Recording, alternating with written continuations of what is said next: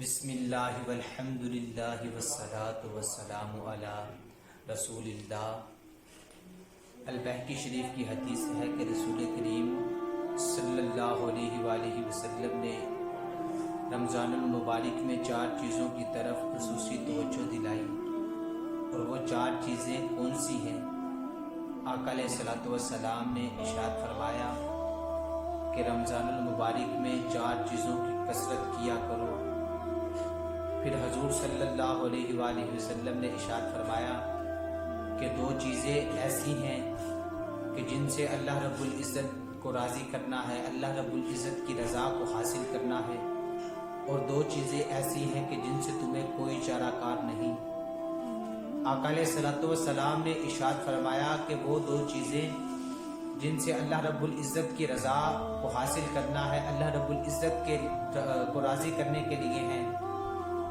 وہ کلمہ طیبہ اور استغفار کا کثرت کے ساتھ ورد ہے، کثرت کے ساتھ ذکر کرنا ہے۔ اور پھر آقا علیہ الصلوۃ والسلام نے کلمہ طیبہ کی فضیلت کو بیان کرتے ہوئے ارشاد فرمایا، مشکات شریف کی حدیث ہے، حضرت ابو سعید سے روایت ہے کہ آقا علیہ الصلوۃ والسلام نے ارشاد فرمایا کہ حضرت موسیٰ علیہ السلام اللہ رب العزت سے ہم کلام ہوئے اور عرض کی کہ اے میرے مالک و مولا، میرے پروردگار، مجھے کوئی ایسا کلمہ بتا، مجھے کوئی ایسا وظیفہ بتا جس کو میں دن رات پڑھ کے تجھے یاد کیا کروں۔ تو اللہ کریم نے ارشاد فرمایا کہ اے موسیٰ، تو لا الہ الا اللہ پڑھا کر۔ تو موسیٰ علیہ السلام نے عرض کی کہ اے میرے مالک و مولا، اے میرے پروردگار، یہ کلمہ تو تیرے سارے بندے پڑھتے ہیں، مجھے کوئی خاص وظیفہ بتا، مجھے کوئی خاص عمل بتا، مجھے کوئی خاص ذکر بتا جس کو میں کر کے دن رات تجھے یاد کیا کروں۔ تو اللہ کریم نے ارشاد فرمایا کہ اے موسیٰ، اس کلمے کی اتنی طاقت ہے،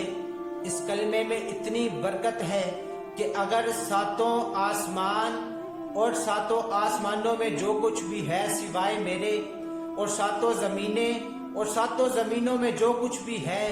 ان کو ایک پلے میں رکھ دیا جائے اور دوسری طرف لا الہ الا اللہ رکھ دیا جائے، تو جھکنے والا پلہ لا الہ الا اللہ والا ہو جائے گا، یعنی کہ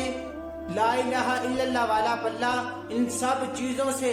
باری ہو جائے گا۔ اتنی طاقت ہے کلمہ طیبہ میں، اتنی پاور ہے کلمہ طیبہ میں، اتنی فضیلت بیان ہوئی۔ حضرت جنید بغدادی ارشاد فرماتے ہیں کہ میرے پاس میرا ایک مرید آیا، میں نے اسے دیکھا کہ وہ بہت پریشان ہے، بہت غمگین ہے۔ میں نے اسے پریشانی کی وجہ پوچھی تو اس نے کہا کہ حضرت، میری والدہ کچھ دن پہلے وفات پا گئی تھی، تو میں اپنی والدہ کو جہنم میں دیکھ رہا ہوں، میں اپنی والدہ کو دوزخ میں دیکھ رہا ہوں۔ تو آپ نے اس مرید کو نہیں بتایا، اور آپ نے 1,75,000 مرتبہ کلمہ طیبہ پڑھا ہوا تھا اور اس کی ماں کو اسال کر دیا۔ کچھ دن گزرے اور وہ مرید پھر آیا، آپ نے اس سے پھر پوچھا، وہ بہت خوش تھا، بہت خوش نظر آ رہا تھا۔ آپ نے اس سے خوشی کی وجہ پوچھی تو اس نے کہا کہ پہلے میں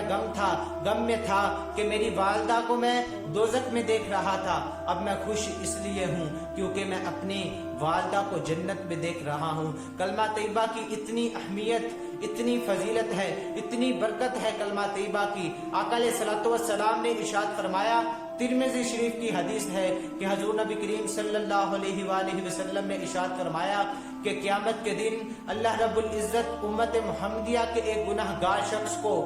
تمام مخلوق کے سامنے کھڑا کرے۔ اس کی سیاہ کاریوں کا یہ عالم ہوگا کہ اس کے سامنے اس کے 99 دفاتر کھولے جائیں گے، گناہوں کے 99 دفاتر کھولے جائیں گے، اور ہر ایک دفتر اتنا لمبا ہوگا کہ حد نگاہ تک لمبا ہوگا۔ پھر آقا علیہ الصلوۃ والسلام نے ارشاد فرمایا کہ اللہ رب العزت اس سے ارشاد فرمائیں گے کہ اے بندے، بتا تیرے ساتھ کوئی جو میں نے تجھ پر दो फरिश्ते मुकर्रर किए थे तेरी नेकी और बदी लिखने के लिए, इन्होंने तेरे साथ कोई ज्यादती तो नहीं की, बता तेरे पास इनके जवाब में कुछ है? तो वो बंदा कहेगा कि ऐ मेरे मालिक को मौला, मेरे पास इसके जवाब में कुछ भी नहीं है, और जो तूने दो फरिश्ते मुकर्रर किए थे मेरी नेकी और बदी लिखने के लिए, उन्होंने मेरे साथ कोई नाइंसाफी नहीं की, उन्होंने मेरे साथ कोई ज्यादती नहीं की, बल्कि जो कुछ मैंने किया है ये मेरे सामने वही नामा अमाल है। तो अल्लाह रब्बुल इज्जत की तरफ से हुक्म होगा कि ऐ बंदे, तेरे लिए आज मेरे पास एक नेकी है जो तुझ पर जुल्म नहीं किया जाएगा, और एक पर्चा निकाला जाएगा जिस पे लिखा होगा अशहदु अल्ला इलाहा इल्लल्लाहु व अशहदु अन्ना मुहम्मदन अब्दुहु व रसूल। जो उस बंदे ने खुलूस के साथ, मोहब्बत के साथ इस दुनिया में रहते हुए पढ़ा होगा, और वो बंदा अर्ज करेगा कि ऐ मेरे मालिक को मौला, मेरे परवरदिगार, मुझे इतना तो बताइए कि मेरे इतने ज्यादा गुनाहों के बदले में इस एक चिट की, इस एक पर्चे की क्या हकीकत है? तो अल्लाह करीम इरशाद फरमाएंगे कि इस चिट को तेरे इस गुनाहों के बदले में तोला जाएगा, और जब वो तोला जाएगा तो वो पल्ला भारी हो जाएगा जिसमें वो चिट होगी, कलमा वाली चिट होगी, वो पल्ला भारी हो जाएगा। इतनी फजीलत है कलमा तैयबा की। फिर सरकार दो आलम सल्लल्लाहु अलैहि वसल्लम ने इरशाद फरमाया, बुखारी और मुस्लिम की हदीस है, क्या अलैहिस्सलातु वस्सलाम ने इरशाद फरमाया कि जिस शख्स ने कलमा पढ़ा होगा और उसके दिल में एक गंदुम के दाने के बराबर भी,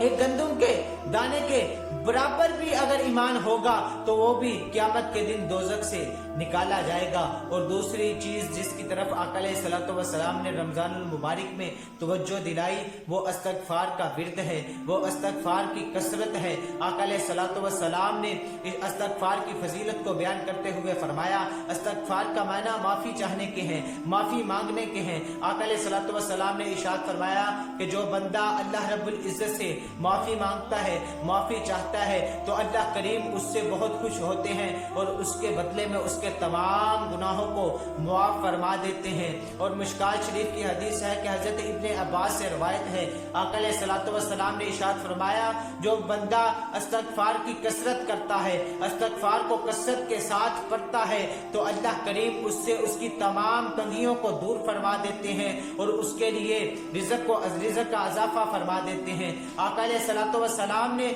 इरशाद फरमाया कि जो बंदा अल्लाह रब्बुल इज्जत से मग़फ़िरत तलब करेगा, अल्लाह करीम उसे उसकी मग़फ़िरत फरमाएंगे। और अल्लाह रब्बुल इज्जत से माफी मांगने का, माफी चाहने का सबसे अच्छा तरीका है कि हम कहें अस्तग़फ़िरुल्लाह रब्बी मिन कुल्ली ज़ंबिन व आतूब। लिखते हैं कि एक नौजवान शख्स था, बहुत गुनाहगार था। तौबा की फजीलत देखिए, तौबा की बरकत देखिए। एक नौजवान शख्स था, बहुत गुनाहगार था, दिन रात गुनाहों की जिंदगी में मुब्तला था। एक दिन ऐसा आया कि उसका चचा उसके पास आया और उससे पास आकर कहा कि ऐ नौजवान शख्स, गुनाहों से तौबा कर ले, अल्लाह रब्बुल इज्जत से माफी मांग ले और गुनाहों को छोड़ दे। उस नौजवान ने चचा की एक ना सुनी और वो गुनाहों की जिंदगी में मुब्तला रहा, दिन रात गुनाह करता रहा। एक दिन ऐसा आया कि वो एक ऐसी बीमारी का शिकार हो गया कि मौत के बिस्तर पे आ गया। उसका चचा उसके पास आया और कहा कि नौजवान शख्स, मैं तुझे कहता था ना कि अपने गुनाहों से तौबा कर ले, गुनाहों से माफी मांग ले,